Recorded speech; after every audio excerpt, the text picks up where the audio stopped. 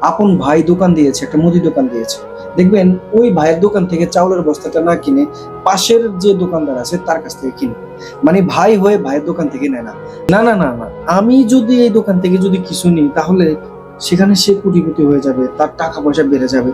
আমি কেন আমার ভাইয়ের দোকান থেকে আমি এগুলো নিবো? আমি কেন আমার আত্মীয়-স্বজনের দোকান থেকে এগুলো কিনবো? আমি সম্পর্ক ভালো রাখতে চাই অন্য কারো সাথে। কারণ সে তো বিপদের সময় আমার পাশে আসবে। আসসালামু আলাইকুম। দর্শক, আজকের এই ভিডিওটি খুবই গুরুত্বপূর্ণ। কেন ভাই ভাই মিল থাকে না? কেন আত্মীয় স্বজনের মধ্যে সম্পর্ক কেন জানি এলোমেলো থাকে প্রতিনিয়ত? আপনারা দেখেছেন যে টাকা পয়সা ধন সম্পদ বাড়ি গাড়ি জায়গা জমি নিয়ে তারা কিন্তু এইভাবেই প্রতিনিয়ত ঝগড়াটা লেগেই থাকে। কিন্তু বিদেশের ক্ষেত্রে কেন তাদের ক্ষেত্রে এমনটা হয় না? কম বেশি হয়, এমনটা যে হয় না তা না, কম বেশি হয়। তারা কেন এতটা উন্নত হয়? তাদের মধ্যে আত্মীয়তার যে বন্ধনটা সেটা কেন এতটা বেশি অ্যাক্টিভ বিদেশের ক্ষেত্রে? আর আমাদের দেশের ক্ষেত্রে কেন হয় না? এই দুটো বিষয় নিয়ে কিন্তু আপনাদের সঙ্গে আজকে ভিডিও জুড়ে আলোচনা করব। যদি শুরুতেই যদি আপনাদেরকে যদি বিদেশের ব্যাপারটা যদি বলে থাকি, তারা যদি কোনো একটা প্রতিষ্ঠান দিয়ে থাকেন, ব্যবসা, ধরুন আমাদের বাংলাদেশে যেটাকে মুদি দোকান বলা হয়, কিংবা আমাদের মানে বিদেশের ক্ষেত্রে যেটা হয় সেটা হচ্ছে যেটাকে বলা হয় আরবিয়ান ভাষায় বাকালা। আমাদের বাংলাদেশে সেটাকে বলা হয় মুদি দোকান।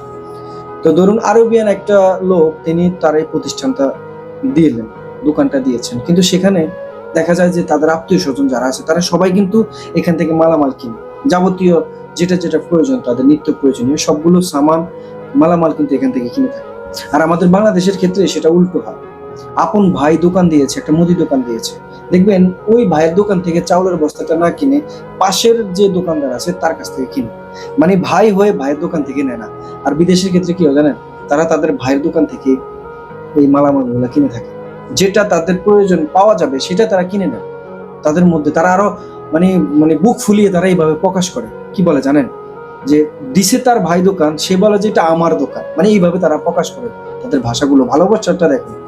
আমাদের আমাদের ক্ষেত্রে কি হয় জানেন? আমাদের ক্ষেত্রে প্রতিহিংসাটা বেশি। মানে সম্পর্কটা ভাইয়ের সাথে রাখবে সেটা না করে মানে মনে হচ্ছে যে তার ভাই থেকে অন্য কেউ বেশি আপন হয়ে গেছে। না, তার মানে এমনটা বলা হচ্ছে না যে আপনারা তাদের কাছ থেকে কেনাকাটা করবেন না। করেন। পার্শ্ববর্তী যারা আছে তারাও তো ব্যবসায়িক, তারাও তো ২-৪ পয়সা বিক্রি করবে। কিনেন, সেটার জন্য বারণ নেই। কিন্তু বিষয়টা হচ্ছে এটা যে আপনারা কেন জানি নিজের যে আত্মীয়তার যে দোকানটা দেখা যাচ্ছে কারো মামা, কারো চাচা, কারো খালু, কারো ভাই, কেউ এইভাবে তার আত্মীয়তার মধ্যেই তারা হয়তো ব্যবসা প্রতিষ্ঠান দাঁড় করিয়েছেন। একটা দোকান দিয়েছেন। দেখা যাচ্ছে তারা তাদের কাছ থেকে নেয় না। পরবর্তী যে যারা চিনে না, মানে দেখা যাচ্ছে যে একটা উদাহরণ দিয়ে বলি যে ২ ভাই একসাথেই থাকেন। দেখা যাচ্ছে যে ভাইটা কোনো এক সময় যে আপনার ব্যবসা-বাণিজ্য করেছে বা বিদেশে ছিল, টাকা-পয়সা যাই ছিল, সবার পিছনে খরচ করে তার টাকাটা শেষ পর্যন্ত আর ওইভাবে থাকেনি। দেশে যাওয়ার পরে সে একটা ব্যবসা দিল। ধরুন একটা ছোট্ট একটা চা'র দোকান দিল। কিন্তু তার পরবর্তী আরেকটা বাজার যাওয়ার পরে কিন্তু দেখা যায় যে আরেকটা মানে বাড়ির প্রতিবেশী তারাই কিন্তু দোকান দিয়েছে। এই যে ভাইটা যে চাটা বিক্রি করতেছে তার আপন ভাই। কিন্তু তার দোকানে গিয়ে ৳৫ খরচ করে সে চাটা খাবে না। ৳১০ খরচ করে কোনো একটা জিনিস কিনবে না।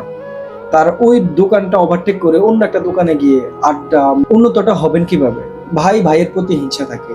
ভাই বোনদের প্রতি হিংসা থাকে, আত্মীয়-স্বজনের প্রতি হিংসা থাকে। কেউ একজন উপরের দিকে উঠতেছে, তাকে টেনে হিঁচড়ে কিভাবে নিচে নামানো যায় আপনারা সে চিন্তা করতে থাকেন। আপনাদের মধ্যে এই পরিবর্তনটা কবে আসবে? আর বিদেশের ক্ষেত্রে জানেন? তারা আরো তাকে সহযোগিতা করে যে সে আরো কিভাবে উপরে উঠতে পারে। টেনে হিঁচড়ে তাকে নিচে নামাবে সেই চিন্তাটা তারা করে না। তারা আরো তাকে সাপোর্ট করে যে সে যেন আরো ভালো কিছু করতে পারে, আরো ডেভেলপ। তাদের চিন্তাগুলো এইভাবে। ভালো থাকবেন, সুস্থ থাকবেন। ভিডিওটি ভালো লাগলে ভিডিওটা শেয়ার করবেন।